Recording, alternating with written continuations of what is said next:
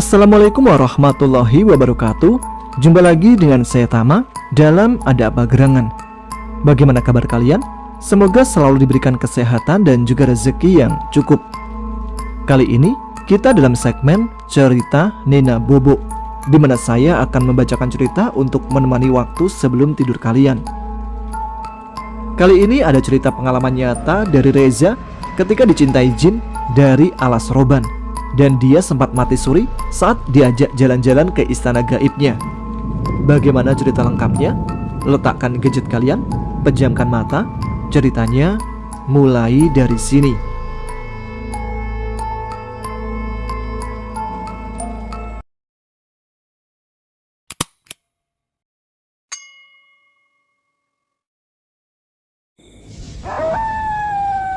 Cerita ini bermula sekitar akhir tahun 2008, di mana saya diminta teman saya untuk nemenin ambil mobil kantor di Madura dan dibawa balik ke Jakarta. Oh iya, teman saya ini bernama Amir, nama samaran ya. Doi nggak mau disebutkan dalam cerita ini. Dia bekerja sebagai driver di salah satu kontraktor untuk proyek jembatan Suramadu. "Za, tar malam mau ikut gua nggak?"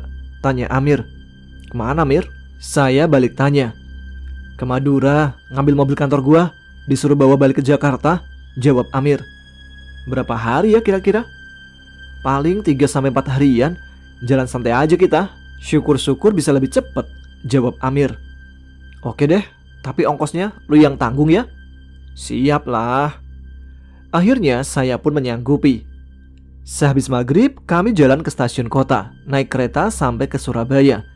Awalnya dalam perjalanan di kereta, saya tidak ada firasat apa-apa soal keberangkatan ini. Pas sampai malam, saya tidak bisa tidur dan agak gelisah. Tidak tahu sebabnya, dan biasanya pun kalau seperti ini, pasti ada sesuatu yang bakal terjadi. Tapi karena tujuan saya menemani Amir, saya tidak mau membuat kacau dan mengganggu konsentrasi dia dalam perjalanan. Jadi saya pendam sendiri saja. Sesampainya di Surabaya, hari sudah pagi, dan kami sarapan di dekat stasiun. Ada banyak sekali kuliner khas di sana yang saya tidak sempat cicipin, karena emang gak mau ganggu waktu Amir yang sudah mengajak saya. Jadi saya cuma makan lontong balap saja. Selesai sarapan dan menghabiskan 1 batang rokok, perjalanan kami lanjutkan ke pelabuhan menggunakan sarana becak, sekalian menikmati kota yang belum pernah saya datangi.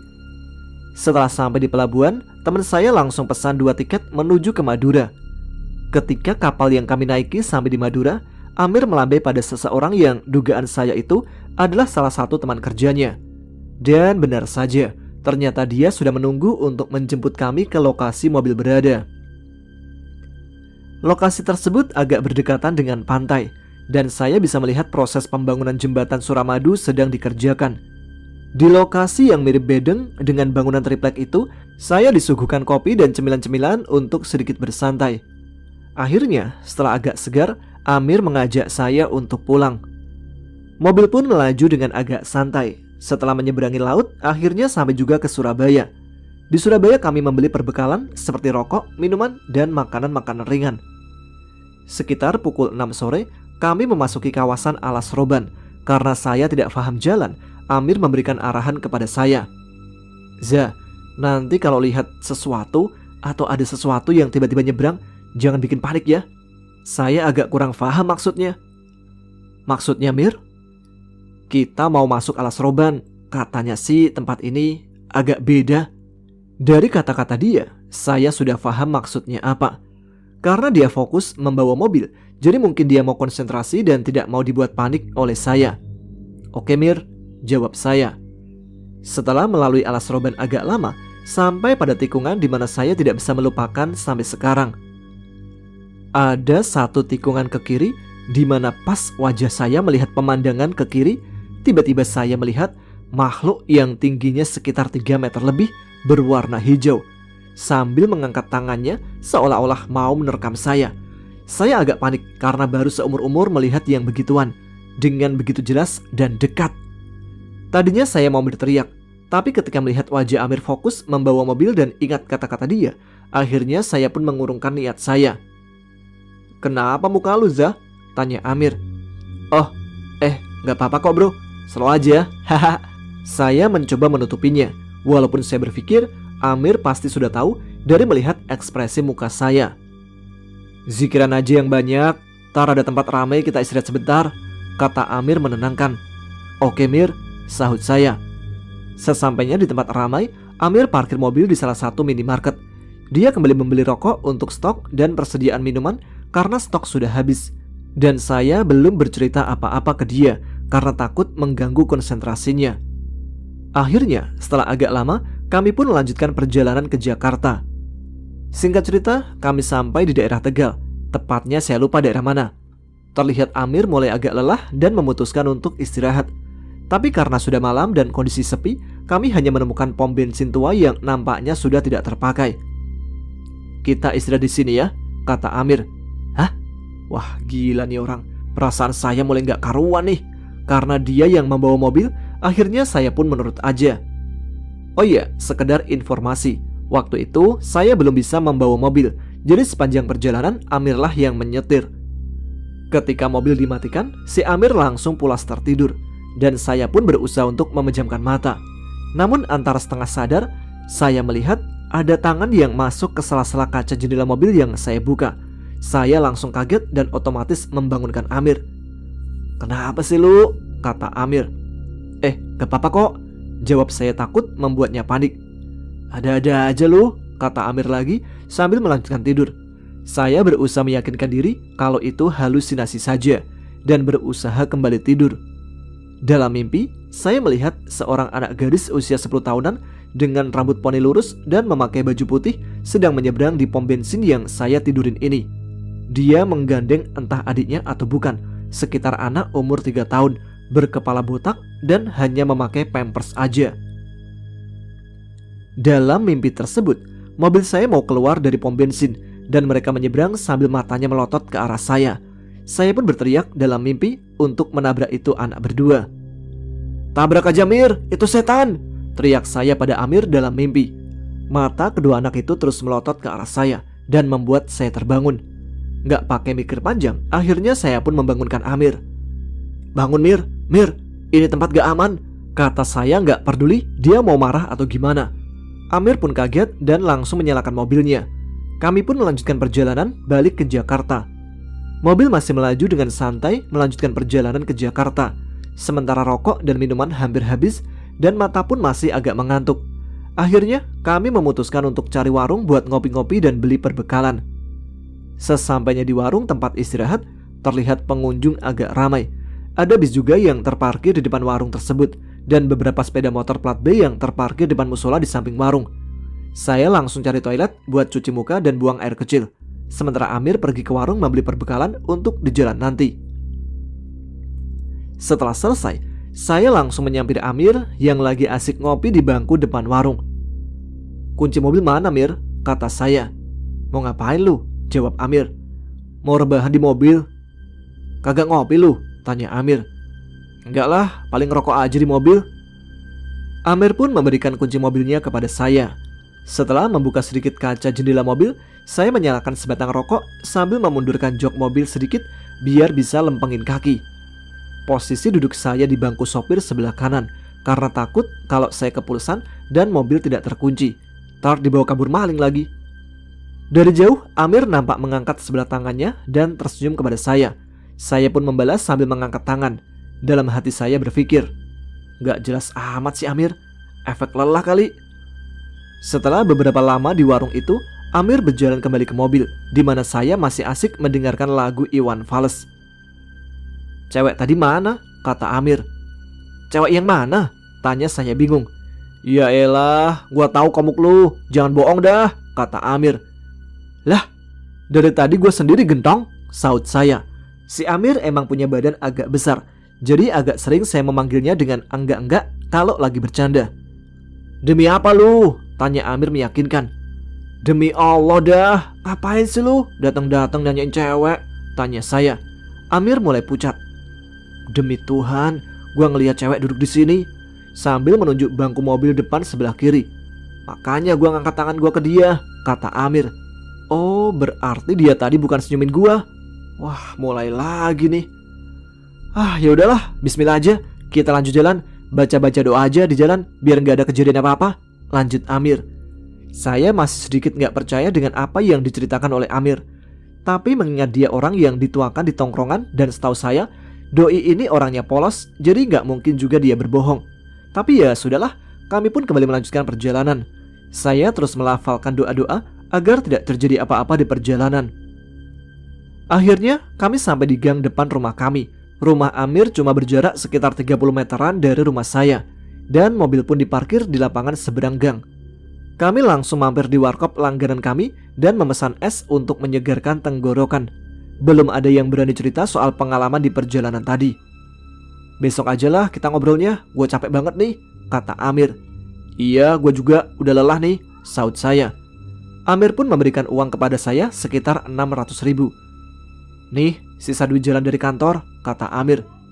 "Wih, lumayan banget nih buat nyambung hidup," kata saya sambil nyengir. Waktu itu saya sedang sibuk menganggur soalnya. Kami pun pulang ke rumah masing-masing. Sesampainya di rumah, uang tersebut Ane kasih langsung ke nyokap dan langsung menuju tempat tidur untuk istirahat. "Kamu gak makan dulu?" tanya ibu kepadaku.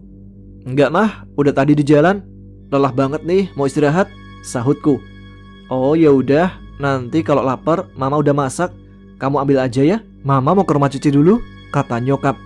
"Iya mah," sahutku. Cici adalah panggilan untuk kakak saya nomor 2. Saya pun langsung tertidur pulas. Dalam mimpi saya digandeng oleh seorang wanita cantik, dan sampai sekarang kecantikannya masih bisa saya ingat jelas. Kami jalan bergandengan, saya terus menatap wajah dia. Terlihat dia senyum kecil sambil sesekali menengok ke arah saya. Saya merasa sudah sayang banget sama dia, kayak pacaran udah puluhan tahun. Tiba-tiba saya dibangunkan oleh nyokap dan sudah banyak orang yang berkumpul. Badan saya menggigil dan bibir saya terasa kaku. Saya mengalami demam hebat. Zah, bangun Zah, sadar Zah." Suara nyokap terdengar menahan tangis. Ya Allah, ini emang dari mana? Ada suara orang tua yang saya dengar, dan ternyata dia adalah Pak Hashim, salah satu orang pintar kenalan bokap Ane. Pak Hashim ini orang pintar dari Cirebon. Doi termasuk orang yang ahli dalam pengobatan urat saraf dan supranatural. Sekarang Pak Hashim menjadi pegangan oleh salah satu perusahaan besar di Tanjung Priok. "Ada yang ngikutin nih, jin dari hutan," kata Pak Hashim. "Ya Allah Pak, tolong dibantu gimana baiknya," kata nyokap. "Sebentar, saya mau tanya dulu maunya apa ini jin," sahut Pak Hashim.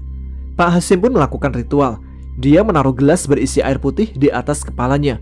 Dari posisi duduk bersila, badannya mulai memutar dan bergerak-gerak. Anehnya, gelasnya nggak jatuh. Dia pun berbicara dalam bahasa Jawa. "Oh, jadi begitu. Gak bisa lah." Dari banyaknya kata-kata yang keluar, cuma itu kata-kata yang saya paham. Akhirnya Pak Hashim selesai dengan ritualnya. "Bagaimana Pak?" tanya ibuku. "Ini anak katanya lewat depan istananya, badannya wangi, dan jin ini suka sama dia, malah tadinya minta dinikahi," kata Pak Hashim. "Apa? Nikah sama jin? Gimana sebar undangannya? Fitting gaun pengantinnya gimana? Foto preweddingnya kalau emang kejadian gimana? Aduh, ada-ada aja." Semua saling memandang satu sama lain, gak bisa ngomong apa-apa. "Tapi tenang saja, saya sudah bilang kalau kalian beda alam. Kalau suka cukup dampingi saja, jagain aja, jangan bertindak lebih," kata Pak Hashim. Akhirnya setelah obrolan panjang, saya diberikan minum oleh Pak Hashim dan kembali tertidur. Di mimpi berikutnya, saya seperti ada di sebuah rumah besar dan ada pelayan lengkap dengan perabotan mewah.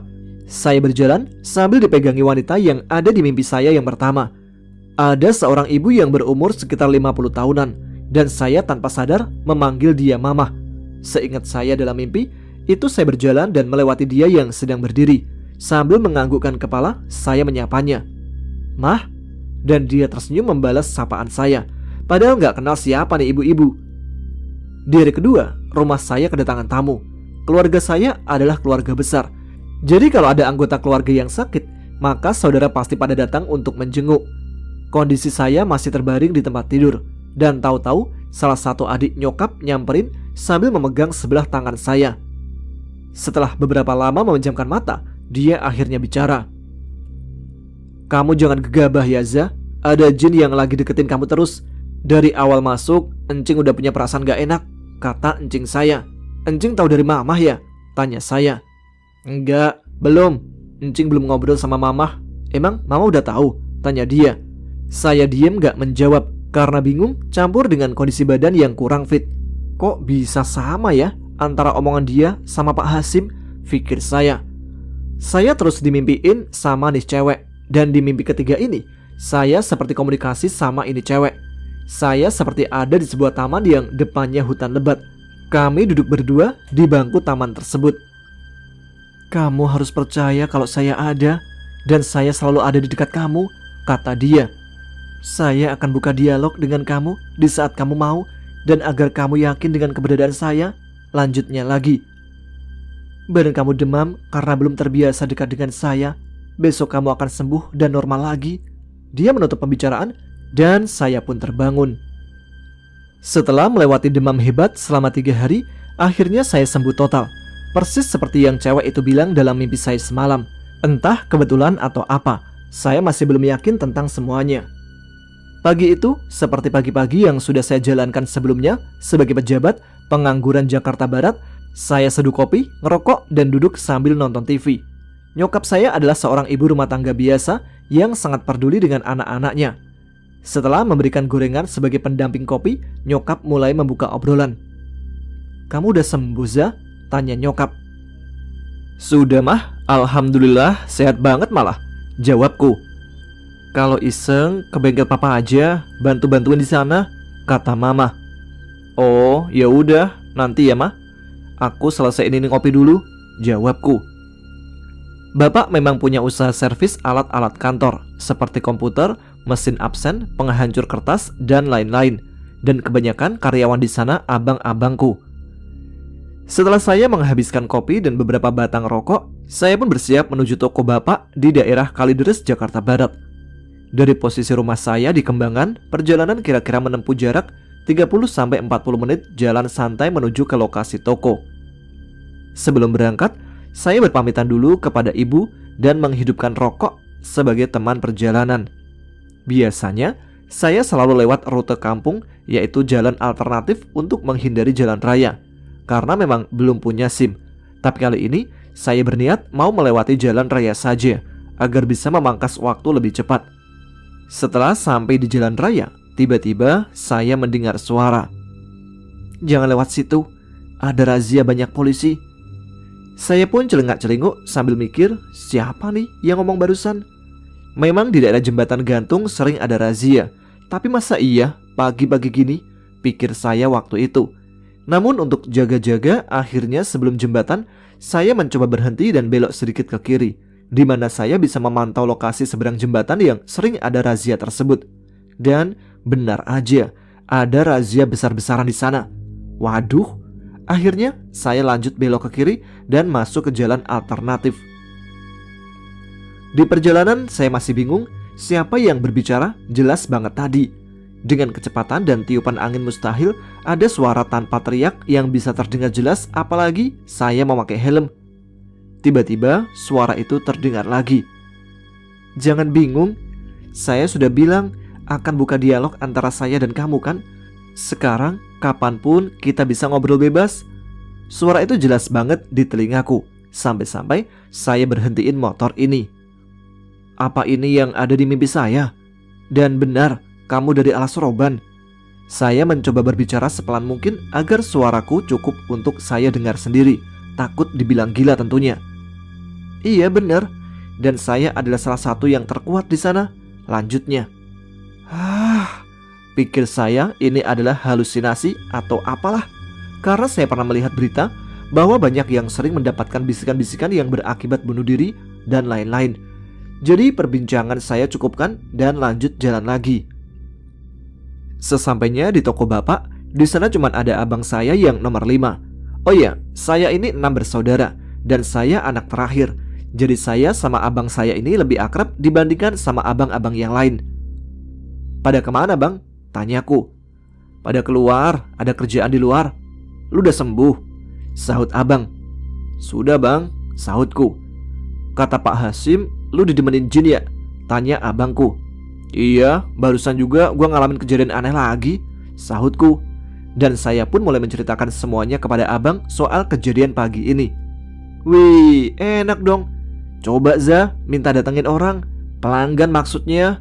Gua dari pagi belum ada pemasukan nih, asal buat beli rokok aja, kata abangku sambil bercanda.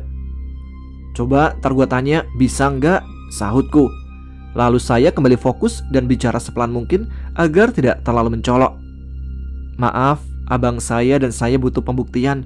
Apakah obrolan ini cuma halusinasi atau memang benar kamu ada? Abang saya minta didatangi pelanggan, soalnya buat beli rokok aja, kata saya sedikit ragu. Baik, tunggu sebentar, saya akan datangkan pelanggan untuk kakak kamu, jawabnya.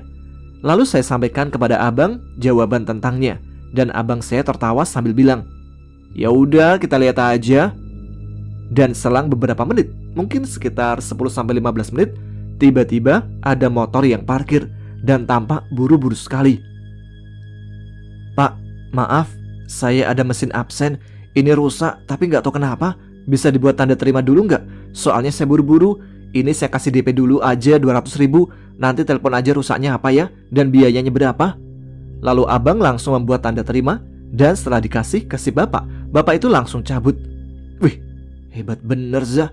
Kebetulan gak itu ya? Tanya abang. Nggak tahu bang, sahutku. Gimana? Kamu udah percaya kalau ini nyata? Suara itu terdengar lagi di telingaku. Tapi saya tidak menjawab karena bisa saja itu kebetulan. Abang sambil mengecek mesin absen yang tadi sambil ngomong, kalau emang bener, lu harus hati-hati. Jangan sampai lu disesatkan sama gituan. Takut ada tumbal baliknya. Gak mungkin makhluk begituan mau kasih sesuatu cuma-cuma tanpa imbalan, kata abang. Iya bang, jawabku. Saya menyalakan rokok lagi dan membantu abang untuk membongkar mesin. Jam menunjukkan pukul 5 sore, di mana waktunya beres-beres buat tutup toko. Setelah kejadian tadi pagi, belum ada lagi suara-suara yang terdengar di telingaku. Setelah beres-beres selesai, saya siap-siap menghidupkan motor dan memakai jaket untuk lanjut pulang ke rumah. Sesampainya di depan gang, saya melihat anak-anak pada nongkrong di warkop. Ada Amir juga di situ. Akhirnya saya sempetin mampir dulu sambil pesan es jeruk buat teman ngobrol. Kayaknya berita saya demam sudah kesebar di seantero RT saya. Dan anak-anak mulai dengan cengengesan yang agak garing. Cie, calon pengantin. Amir pun membuka obrolan. Cewek yang gue lihat itu jelas banget Zah. Rambut depannya poni lurus dan antingnya agak besar. Gue pikir itu kenalan baru elu. Kan banyak tuh orang-orang yang istirahat di warung waktu itu, kata Amir. Apa? Ciri-cirinya kok sama dengan yang di mimpi saya? Apaan sih lu? Kagak lah, bayangan kali. Saya mencoba mengeles dari obrolan soal gaib. Lelah juga sih habis bantu-bantu di toko bokap. Katanya si Yadi ulang tahun ya? Main biliar yuk, kataku mengalihkan pembicaraan. Terus yang bayar gua lagi, Yadi menanggapi.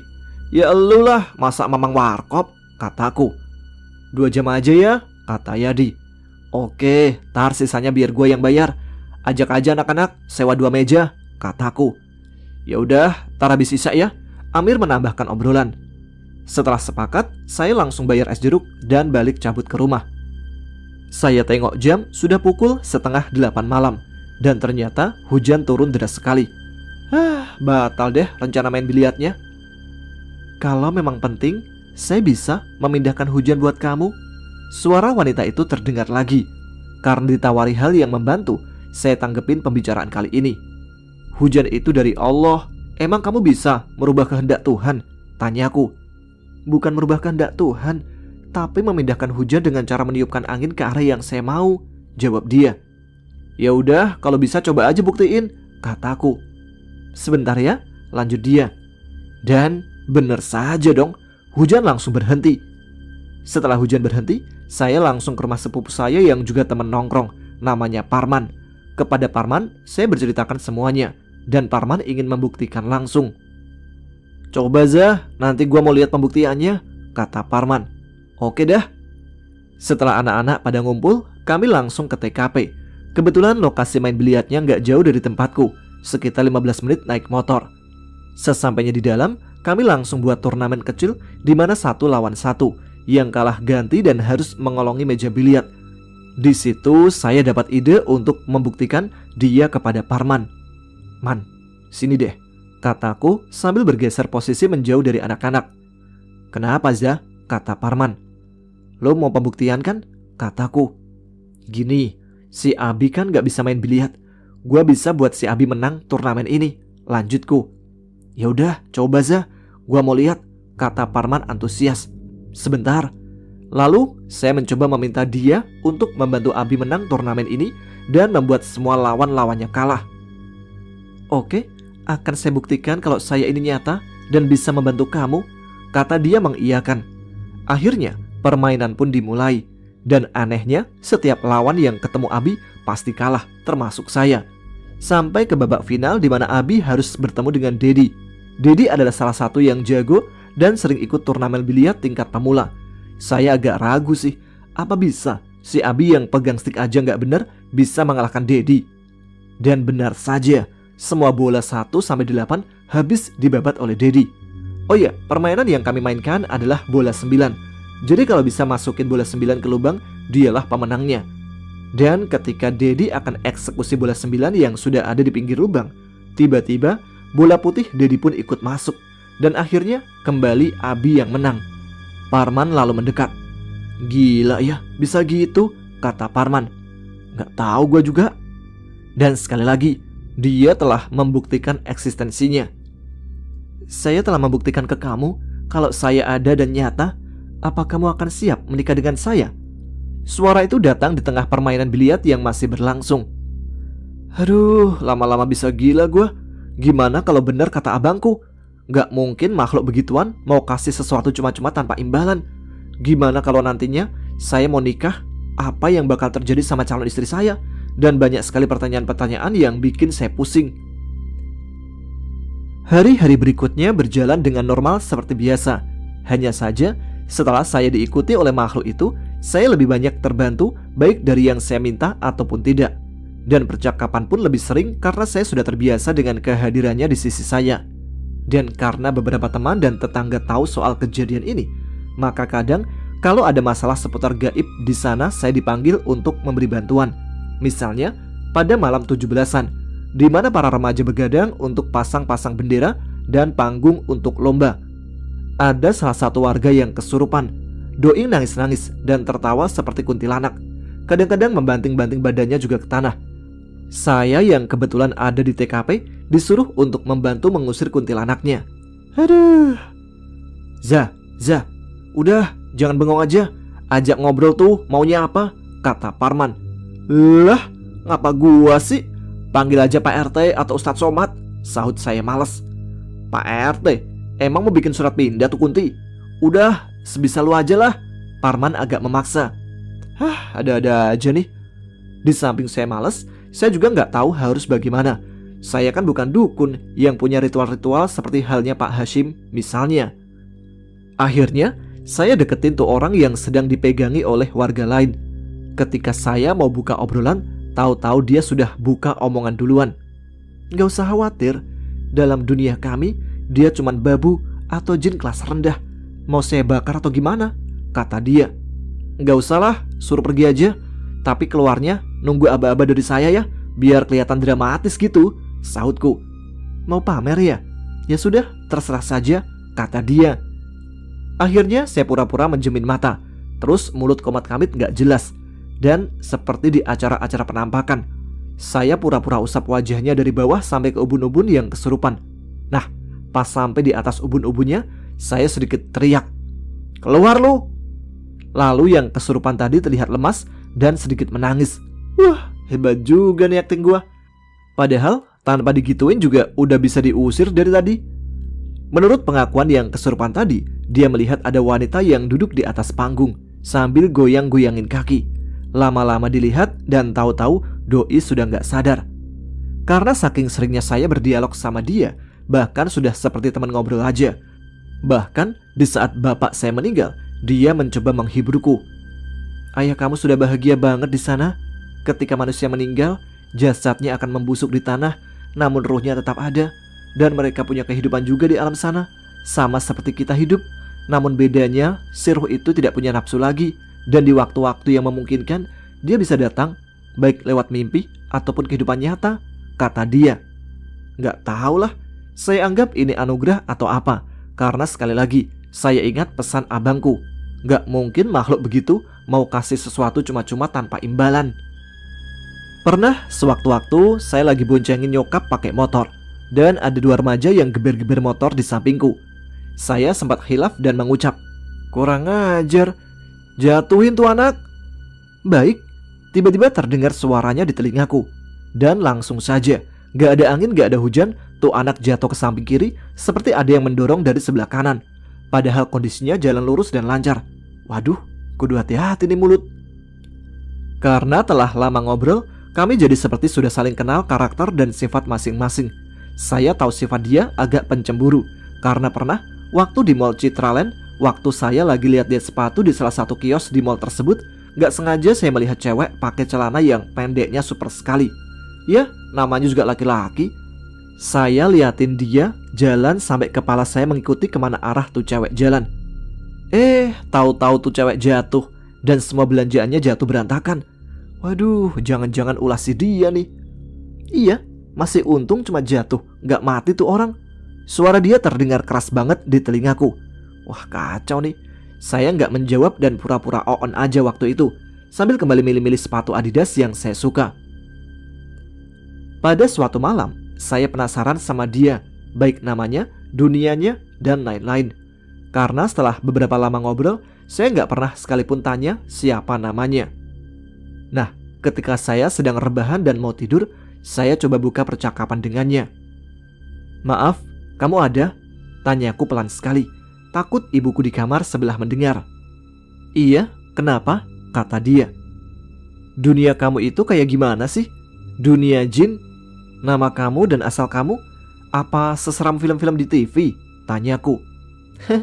"Ya enggak lah, yang ada di TV itu ya cuman khayalan-khayalan manusia aja yang ketakutan. Akhirnya muka kami dijelek-jelekin sama dia," kata dia. "Tuhan menciptakan kami sama seperti manusia, punya kehidupan normal, dan dikasih kebebasan memilih jalan hidup dan agama. Makanya ada yang jin kafir dan ada jin muslim," kata dia. Waktu perbincangan kali ini, saya merasa kalau dia tiduran juga di sampingku. Gak tahu sih perasaan atau emang bener. Jin kafir juga ada dua golongan. Ada yang jin non-muslim dan dia tidak mengganggu, dan ada jin yang jahat. Dan di atas kawanan jin jahat ada iblis yang memang ditugaskan untuk membuat manusia menyimpang dari jalan Tuhannya. Misalnya mengabulkan permohonan orang yang ingin cepat kaya dengan jalan pesugihan, berubah jadi hewan, bahkan berubah jadi roh orang yang meninggal dengan maksud meminta persembahan kepada yang masih hidup, kata dia. "Apa kamu mau lihat langsung biar gak penasaran?" tanya dia. Emang bisa? Buka mata batin gitu ya, kayak di iklan-iklan, atau lewat mimpi?" tanyaku. "Langsung aja," kata dia. Dan sebelum saya bertanya-tanya lagi, tiba-tiba mata saya mengantuk berat dan badan terasa diayun-ayun ke atas dan ke bawah, kiri dan ke kanan. Pelan banget, rasanya enak banget. Tahu-tahu badan saya terasa enteng, dan saat saya gerakin tangan kanan, saya melihat ada satu tangan kanan lagi yang terlihat pucat. Buset, jadi itu jasad saya. Akhirnya saya pelan-pelan melihat ada bayangan perempuan yang berdiri di samping saya. Perlahan-lahan wajahnya semakin terlihat jelas banget. Dan benar, dia adalah jin perempuan yang selama ini ngobrol denganku. Parasnya cantik banget, ayu, mengenakan baju adat Jawa seperti kain batik, namun tertutup rapat. Kain batik itu menutupi rapat sampai ke kaki. Rambutnya terurai panjang sepinggang. Dia menjulurkan tangannya ke saya yang kondisinya masih tiduran. Saya pegang tangannya dan dia bantu saya untuk berdiri. Ringan banget, seolah-olah gak ada gravitasi di sini. Badan dia kayak ngeluarin cahaya, terang agak biru. Saya masih celingak-celinguk dan sesekali melihat tubuh saya yang asli terbujur kaku dan pucat. Ini adalah dunia ruh. Kamu belum masuk duniaku. Di dunia inilah roh-roh manusia yang meninggal tidak normal berada, seperti orang tertabrak, pesugihan. Kamu akan lihat sendiri nanti, kata dia. Wah, gila nih. Gimana kalau sampai roh gua gak bisa balik, atau gua nanti ketemu roh-roh yang serem? Kuatin mental dah. Saya pun diajak keliling sebentar sama dia. Pas sampai di depan gang depan rumah saya melihat ada seseorang yang duduk, tapi badannya berlumuran darah. Dia melihat ke arah saya dengan tatapan tajam. Anjrit, serem banget. Jangan takut, Zah. Mereka nggak akan bisa nyentuh kamu selagi ada aku di sampingmu, kata dia. Duh, harusnya itu kata-kata laki-laki buat cewek. Kamu jangan takut selama ada aku di sampingmu. Ngapa jadi dia yang ngomong gitu? Jadi kelihatan lemah amat gua. Setelah banyak melihat hal-hal aneh, saya sudah mulai malas. Apa dunia kamu masih lama? Lewat mana kalau ke dunia kamu? Tanyaku. Lewat mana? Saya tinggal bawa kamu saja ke dunia saya. Ini cuman mau menunjukkan aja ke kamu kalau dunia seperti ini bukan dunia kami, kata dia. Aduh, bukan dari tadi aja ngajaknya. Ngapain lihat-lihat orang yang mati penasaran, gendong-gendong bayi, berlumuran darah, dan lain-lain. Tiba-tiba roh saya seperti debu yang terbang. Gak tahu, gak bisa melihat apa-apa. Cuman cahaya-cahaya putih, biru, hijau yang melintas begitu cepat. Dan ketika saya sadar, saya sudah melayang di atas sebuah tempat di mana banyak anak-anak kecil yang lari-larian. Ada bangunan-bangunan dengan adat Jawa. Dan saya berhenti di depan sebuah istana mewah bertembok batu-batu tinggi. Dan ada dua penjaga yang saya ingat salah satu dari mereka adalah jin yang mau menangkap saya di alas roban waktu itu. Ternyata dia nggak seseram yang saya bayangkan dulu. Karena malam itu saya cuma melihat badannya yang tinggi besar dan agak hijau. Tapi ternyata ya emang gitu sih, tinggi besar dan hijau. Dua jin penjaga tadi agak membungkuk waktu saya dan dia melangkah masuk. Saya masih berpikir, dia ini ratu atau apa? Kok sampai pada hormat banget sama dia? Nah, ketika pintu utama terbuka, nampak seorang ibu-ibu yang mengenakan pakaian Jawa dan kain panjangnya, yang turun dari kursi dan berjalan ke arah saya. Loh kok, ini kan ibu-ibu yang waktu itu di mimpi saya. Dan tiba-tiba dia membungkuk dan mencium kaki si ibu-ibu itu. Bunda, kata dia. Oh, ternyata ini toh ibu ratu, penguasa alas roban. Aroma wanginya khas banget dan paras mukanya benar-benar bijaksana sekali. Istana ini benar-benar indah banget. Banyak ornamen-ornamen dan kaligrafi Arab yang terbuat emas dan permata yang berkilauan. Sesekali saya coba sentuh permata-permata itu dan rasanya dingin banget. Yang masih saya kurang paham adalah bahwa badan saya ini berbentuk ruh, tapi kok masih bisa merasakan dingin, hangat, dan terasa banget jika dicubit. Saya perhatikan bagian-bagian tubuh saya yang pernah ada bekas luka, tapi semuanya hilang. Oh, ini toh yang dibilang roh atau arwah. Saya benar-benar bersyukur sama Tuhan diberikan kesempatan melihat dunia makhluk ciptaannya selain bangsa saya, manusia. Saya duduk berdua dengan dia di sebuah pendopo depan istana, sambil mengagumi dunia yang baru saya datangi ini. Semua bergerak sangat cepat, dan saya melihat ada para pengawal istana yang terbang dengan cepat dan masuk ke istana. Ada tamu yang datang dari selatan, kata dia. Tamu? Siapa? Tanyaku. Belum sempat dia menjawab, saya melihat ada rombongan dari atas yang turun pas di depan istana. Pakaian mereka didominasi warna hijau dan dilapis motif emas. Di tengah rombongan ada wanita yang tingginya sekitar 180-an cm. Saya tahu karena tinggi saya juga 170 cm. Dan ketika saya berdiri, dia terlihat lebih tinggi sedikit dari saya. Ketika saya mau tanya itu rombongan dari mana ke dia, saya tengok dia sudah nggak ada. Lah, kemana nih orang? Saya melihat di depan istana, ibu ratu dan petinggi-petinggi kerajaan berdiri menyambut kedatangan rombongan tadi, termasuk dia yang tahu-tahu sudah ada di samping ibunya. Rombongan tadi didominasi oleh wanita, dan salah satu dari mereka menatap saya sambil tersenyum dan menundukkan kepala. Saya sambut dengan senyum dan tundukkan kepala saya. Lalu rombongan tadi memberikan bingkisan berupa kotak dan surat yang langsung diterima oleh ibu ratu. Setelah memberikan bingkisan dan surat tadi, rombongan itu langsung terbang lagi dan dengan cepat hilang dari penglihatan saya. Mereka itu tamu dari kerajaan laut. Tiba-tiba suara dia terdengar di samping saya. Astaga, bisa gak sih gak ngagetin? Kata saya agak sewot. Di dunia kami hal ini udah biasa, kata dia. Selatan? Jangan-jangan maksud kamu? Sebelum saya mau menyebut penguasa laut selatan, dia langsung memotong percakapan. Iya, jangan sebut nama itu sembarangan. Dalam dunia kami, menyebut nama sama dengan memanggil. Karena itulah, jika ada bangsa kamu sanggup berkomunikasi dengan kami jarang menyebutkan nama asli kami ke siapapun, kata dia. Oh, pantas. Dari awal kamu gak pernah sebutin nama sebagaimana layaknya perkenalan di dunia aku ya? Tanyaku. Iya, karena aku gak mau bohong sama kamu. Dalam duniaku, aku termasuk yang berkedudukan tinggi dan harus jaga etika sebagai petinggi dari dunia yang kamu sebut jin. Ah, gak adil dong. Masa kamu tahu nama aku gak tahu nama kamu? Jawabku. Dia menggeleng sambil tersenyum. Aku yakin suatu saat kamu akan cerita sama orang tentang hubungan ini, karena dari awal kamu udah begitu kan? Dan aku gak mau ketika ada jin dari kerajaan lain tahu, mereka akan menertawakan kerajaanku karena tidak bisa menjaga etika. Iya juga sih. Dari awal saya sudah bercerita kepada Abang dan Parman. Kalau dari awal dia sudah menyebutkan namanya, mungkin saya juga sudah langsung cerita ke mereka. Ayo jalan-jalan, kata dia menarik tanganku. Saya pikir kata-kata jalan-jalan benar-benar jalan kaki, ternyata terbang. Saya diajak berkeliling dunia dia. Ada tempat-tempat ibadah, ada bangunan seperti rumah, dan sesekali saya melihat dia menyapa sebangsanya dengan ramah. Situasi di sana agak berbeda dengan dunia kita. Yang saya ingat, langitnya terasa agak berwarna jingga. Masih banyak daratan luas dan ada air sungai mengalir mengelilingi istana. Udaranya sejuk banget dan tanahnya terasa nggak terlalu keras. Kita balik ke istana untuk pamitan ya sama ibu, kata dia di tengah perjalanan. Saya mengangguk tanda setuju. Tidak ada hitungan menit, tiba-tiba saya sudah berada di depan gerbang istana. Dan kembali, dua pengawal tadi masih tegap berdiri di samping gerbang.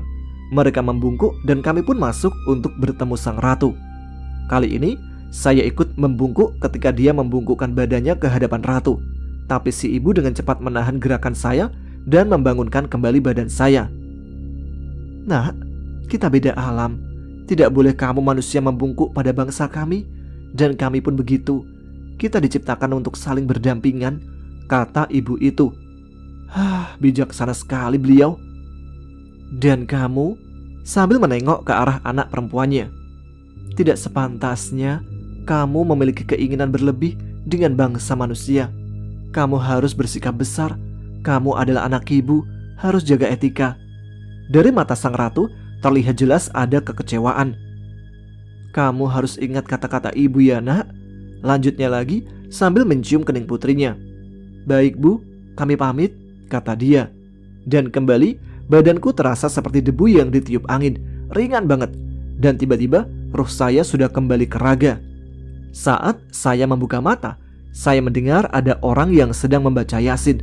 Dan orang-orang sudah memenuhi ruang tamu saya. Badan saya ditutupi kain coklat dan kedua tangan saya sudah berada di atas dada bertumpukan, seperti orang mati.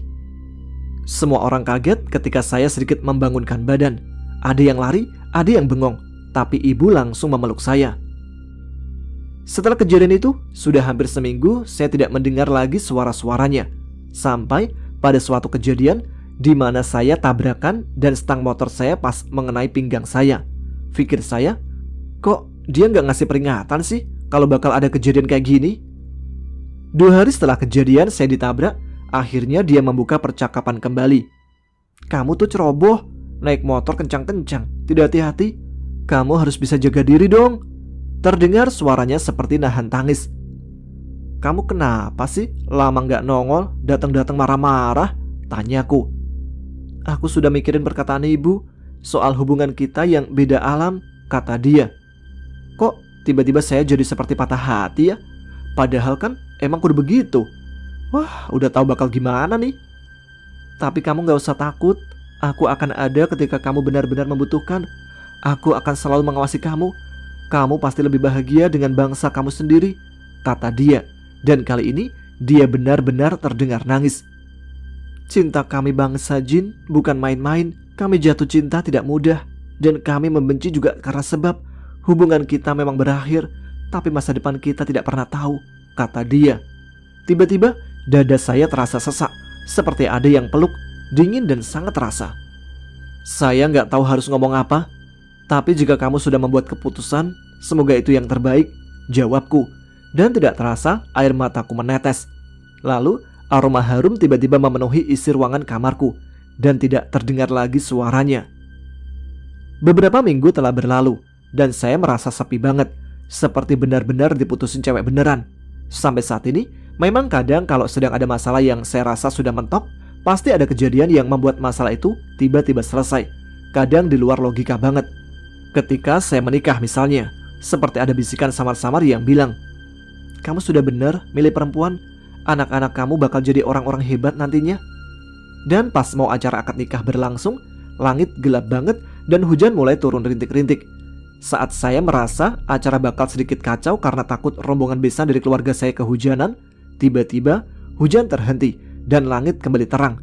Ini feeling saya sih ya, dia masih ada di dekat saya, bahkan sampai saat ini. Mungkin itu pengalaman saya yang bisa saya ceritakan. Semoga teman-teman bisa sedikit terbuka wawasannya soal dunia jin, terlepas kalian percaya atau tidak. Pengalaman saya ini real, saya alami, dan saya berusaha mengingat-ingat semua kejadian yang sudah lama terjadi. Karena takut salah, bahaya juga kan menceritakan dunia dia, takutnya berimbas kepada saya juga. Sekian, terima kasih. Demikian episode kali ini, semoga bisa menghibur dan bisa menjadi renungan untuk kita, serta mengisi waktu sebelum tidur kalian. Terima kasih untuk teman-teman sekalian yang telah menyimak, semoga bisa tidur lebih nyenyak. Yang masih melek, tuliskan komen, tunjukkan eksistensi kalian. Saya Tama pamit, selamat malam, selamat beristirahat. Wassalamualaikum warahmatullahi wabarakatuh.